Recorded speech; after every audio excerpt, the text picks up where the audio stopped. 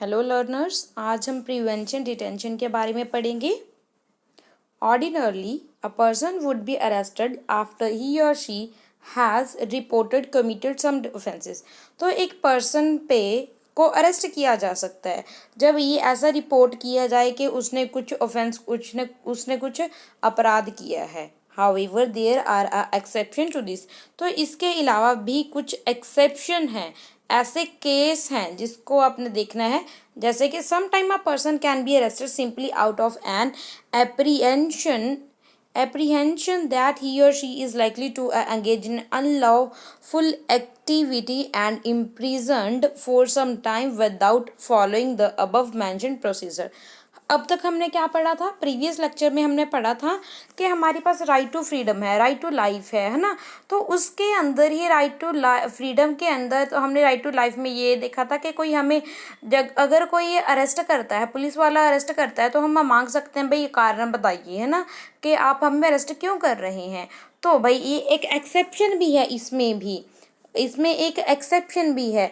तो इसमें एक्सेप्शन क्या है कि आपको शक, ये देखो, अगर पुलिस को शक है कि आप किसी अनलॉफुल एक्टिविटी यानी कि वो जो गैर कानूनी एक्टिविटी में इंगेज हो और आप इम्प्रिजन्ड फॉर सम टाइम, तो आप उसको कुछ समय तक उनको एक प्रोसीजर के ज़रिए आप उनको डिटेन करके रख सकते हो। ठीक है, डिटेन करके रख सकते हो यानी कि एक उनको बंद करके रख सकते हो, ऐसा बोल सकते हो। This is known as a preventive detention. इसी को हम प्रिवेंटिव डिटेंशन बोलते हैं। It means that if the government feels that a person can be threat to law and order or the peace and the security of nation, it can detain और arrest that person. तो भाई अगर government को लगता है कि कोई particular person law के लिए खतरा हो सकता है, हमारे नेशन की सिक्योरिटी और नेशन की शांति के लिए खतरे का कारण बन सकता है, इसलिए उस पर्सन को अरेस्ट किया जा सकता है।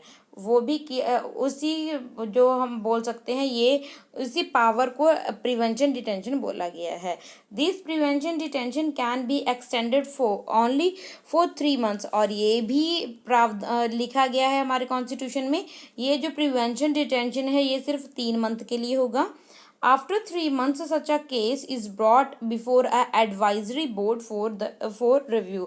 तो भाई 3 month के बाद आपको उस केस को एडवाइजरी बोर्ड के सामने लेके जाना पड़ेगा। ओके, फिर on the face of it prevention detention looks like an effective tool in the hand of government to deal with anti social element और अ सबवर्जन। तो एक तरीके से हम ये देख सकते हैं, ये जो प्रिवेंशन डिटेंशन ये जो पावर है गवर्नमेंट के पास, ये एक इफेक्टिव टूल है।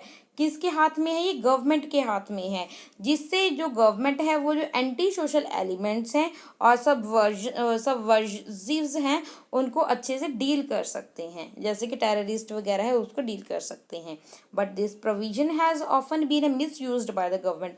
मगर ये भी देखने में आया है जो गवर्नमेंट है वो क्या करती है, इस प्रोविजन का मिस यूज भी कर रही है। Many people think that there must be a greater safeguard in this law so that it might be misused against the people for reason other than that which are really justified। भाई लोग ऐसा भी सोचते हैं, तो ये ऐसा safe guard होना चाहिए, ऐसे लॉ होना चाहिए जिससे इसको मिस यूज होने से बचाया जा सके इस लॉ को, और वो भी बिल्कुल सिर्फ उसी में ही गवर्नमेंट इस रूल को प्रिवेंशन डिटेंशन को यूज़ करेगी जहाँ पे ये बिल्कुल रियली जस्टिफाइड लगेगा, तभी यहाँ पे इसको यूज़ किया जाएगा।